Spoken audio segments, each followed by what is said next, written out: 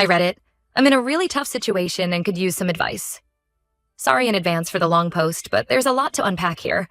I met my husband Mark 5 years ago through mutual friends at a local art gallery opening. We were both there to support our friend Lisa, who was showcasing her paintings. I remember being struck by Mark's enthusiasm for the artwork. He had this infectious energy and a way of describing the pieces that made them come alive. We ended up talking for hours that night, long after most of the other guests had left. Mark and I hit it off right away. He was charming, funny, and we seemed to have a lot in common. We both loved hiking and spending time outdoors. We shared a passion for trying new restaurants and experimenting with cooking at home. And we could talk for hours about books, movies, and our dreams for the future. Our relationship progressed quickly after that first meeting. We started dating, and it felt like we were always on the same wavelength. Mark was attentive and romantic, always planning thoughtful dates or surprising me with little gifts. I felt like I had finally found my person. After dating for about a year, we got married in a small, intimate ceremony in my parents' backyard. It was a perfect day. The weather was beautiful. We were surrounded by our closest family and friends, and I felt so full of hope for our future together. I thought I had found my soulmate and was so excited to start our life as a married couple. The first couple years of marriage were great. We bought a cute little fixer-upper house and spent weekends painting and renovating together. We adopted a rescue dog named Buddy, who quickly became the center of our world. Mark and I talked about starting a family soon and would stay up late imagining what our kids might be like. Mark was always very affectionate and attentive during this time. He would leave sweet notes in my lunch bag or surprise me with flowers just because. I remember thinking how lucky I was to have found such a loving partner. We had our disagreements, of course, but we always managed to work through them as a team. Things started to change about 2 years ago. Mark got a big promotion at work that came with a lot more responsibility. He started working later hours and seemed stressed all the time. When he was home, he was often distracted and short-tempered. I tried to be understanding, knowing how much pressure he was under at work. I would make his favorite meals or suggest relaxing activities to help him unwind, but it felt like there was a growing distance between us. I started to notice other changes, too. Mark became very protective of his phone, always keeping it face down or taking calls in another room. He was less affectionate and our sex life dwindled. When I asked if everything was okay, he would brush it off and say work was just busy. I wanted to believe him, but I had a nagging feeling that something wasn't right. Then one day, I came home early from work with a migraine. As I walked into our bedroom to lie down, I found Mark hastily shoving clothes into a suitcase. My heart dropped as I asked what was going on. Mark looked like a deer caught in headlights. He sat down heavily on the bed and broke down, confessing that he had reconnected with his ex-girlfriend Sarah. Apparently, they had run into each other at a coffee shop a few months prior. They started talking and realized they still had a strong connection. Mark said he had been confused about his feelings and didn't know how to tell me. He claimed he never meant for things to go this far, but he had realized he still had deep feelings for Sarah and wanted to give their relationship another shot. I was completely blindsided and devastated. Through my tears, I asked how he could do this to me, to us. We had built a life together. We had plans and dreams. How could he throw it all away? Mark just kept saying he was sorry, but that Sarah was the one that got away, and he needed to see if things could work with her. He said he had always wondered, what if, and couldn't pass up this chance to find out. Before I could even process what was happening, Mark grabbed his suitcase and left. Just like that, my world imploded. I collapsed on our bed, sobbing uncontrollably. Buddy came and curled up next to me, sensing my distress. I don't know how long I laid there, feeling like I couldn't breathe. The next few weeks were a blur of grief and confusion. Mark moved in with Sarah right away. He texted me a few times to say he was sorry for hurting me, but that he felt this was the right decision. I was heartbroken and angry. How could he throw away our marriage so easily? How long had he been lying to me, pretending everything was fine while he was secretly seeing Sarah? I leaned heavily on my friends and family during this time. My best friend Emma practically moved in with me for a couple weeks to make sure I was eating and taking care of myself. She would drag me out of bed, force me to shower, and try to distract me with movies or walks with Buddy. My parents were furious at Mark, but so supportive of me. They helped me sort out practical matters like separating our finances and figuring out what to do with the house. Slowly, I started to put the pieces of my life back together. I threw myself into work, taking on extra projects to keep my mind occupied. I picked up some new hobbies like pottery and yoga to fill my evenings. I started seeing a therapist to work through my feelings of betrayal and abandonment. It was a long, painful process, but gradually I began to heal and rediscover who I was as an individual. About 6 months after Mark left, I ran into his brother at the grocery store. It was awkward. We had been close when Mark and I were together, but I hadn't heard from any of his family since he left. His brother hesitantly told me that things hadn't worked out between Mark and Sarah. Apparently, the spark fizzled pretty quickly once the excitement of their reunion wore off. They had been arguing constantly, and Mark had moved out. I thanked him for letting me know, but said I had moved on and didn't want any more information about Mark's life. It was strange. Part of me felt a twisted sense of satisfaction knowing their relationship hadn't worked out. But mostly I just felt sad for all the pain and upheaval we had gone through. Fast forward to now, nearly 2 years since Mark left. I've rebuilt my life and am in a much better place emotionally. I sold our house and bought a small condo that feels like my own space. I've made new friends through my hobby groups and feel confident in who I am as a single woman. I'm dating casually, but taking things slow, still working on fully trusting again. Yesterday, out of the blue, I got a text from Mark asking if we could meet up to talk. He said he made a huge mistake leaving me and wants to try to work things out. He claims he's realized I'm the love of his life and he'll do anything to win me back. He mentioned that seeing me recently, which I wasn't aware of, made him realize how much he missed me and our life together. Part of me wants to hear him out. Despite everything, I did love him deeply, and a small part of me still cares for him.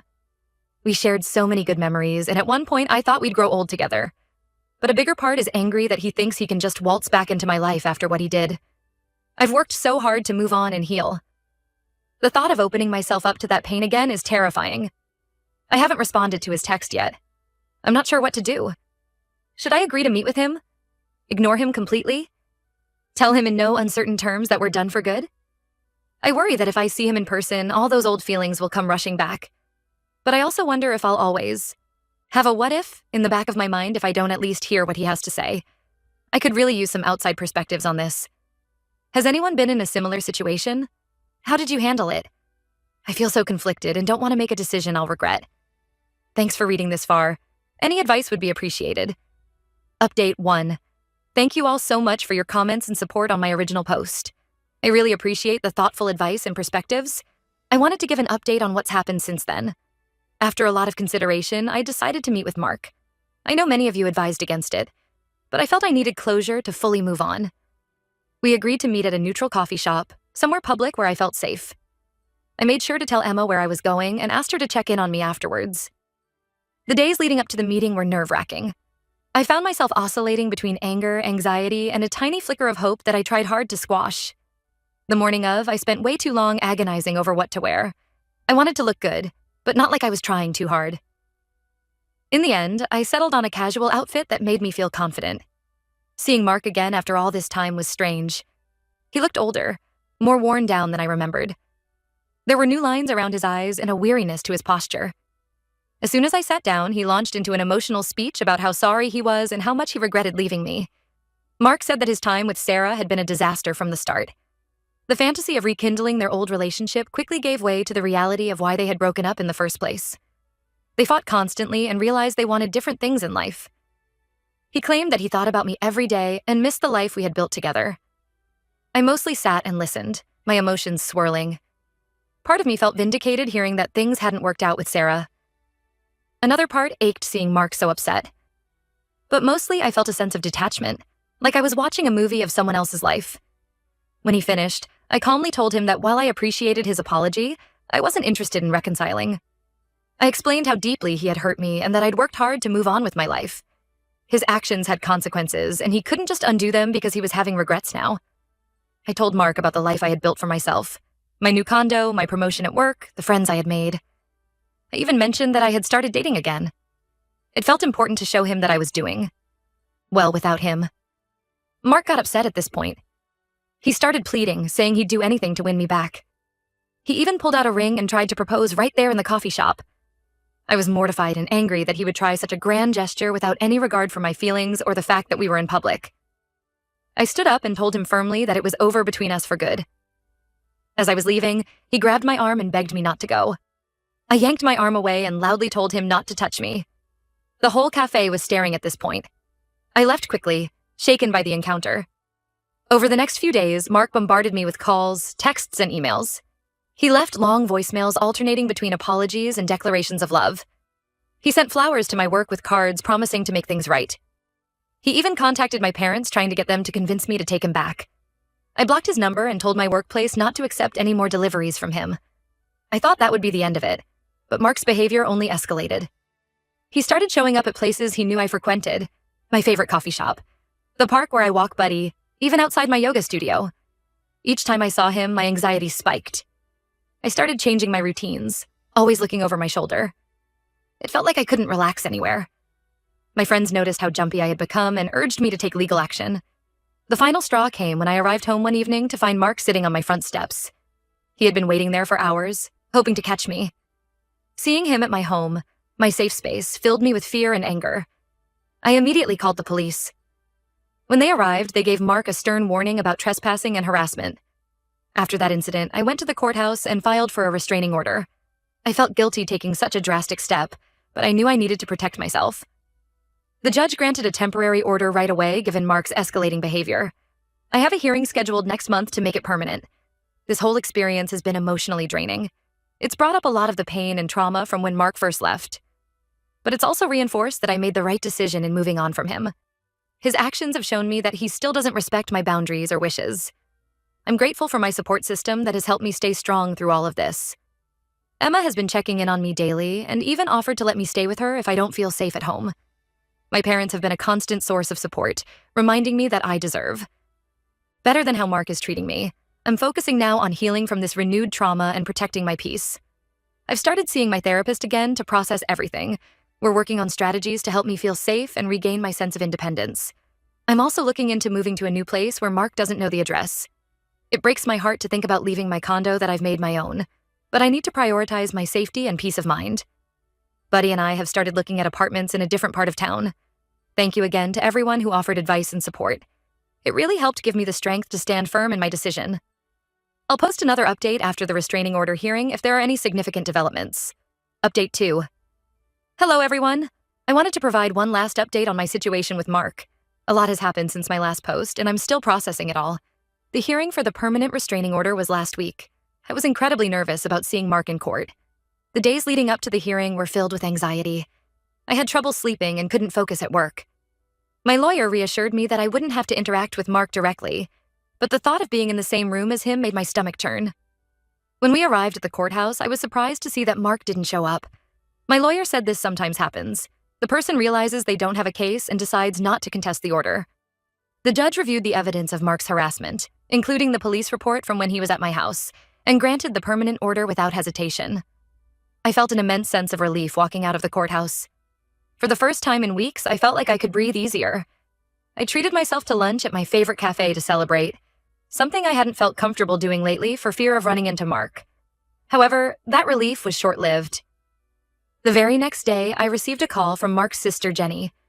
She and I had been close when Mark and I were married. We used to have weekly sister nights where we'd drink wine and watch terrible reality TV shows together. I hadn't heard from her since Mark left me, so seeing her name pop up on my phone was a shock. Jenny was hysterical on the phone, saying Mark had been in a car accident and was in the hospital. Apparently, he had been driving erratically and crashed into a tree. Jenny said he had a concussion and some broken ribs, but was stable. Then she dropped a bombshell. Mark had been drinking heavily and they found a suicide note in the car. Jenny begged me to come to the hospital, saying Mark was asking for me. She said he was distraught about the restraining order and kept saying he had nothing left to live for. I felt a whirlwind of emotions. Concern for Mark's well-being, anger that he would put his family through this, guilt wondering if I had pushed him to this point by getting the restraining order. I told Jenny I needed some time to think and would call her back. I immediately called my therapist and we had an emergency session. She helped me work through my feelings and reminded me that I wasn't responsible for Mark's actions. She advised against going to the hospital, saying it could undo all the progress I've made in setting boundaries. After a lot of soul-searching, I decided not to go to the hospital. I called Jenny back and told her I was sorry to hear about the accident, but that it wasn't appropriate for me to be involved. I suggested she look into getting Mark some professional help once he was released from the hospital. A few days later, Jenny called again.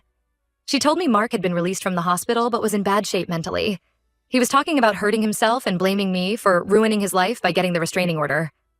Jenny asked if I would consider dropping it so Mark could contact me again.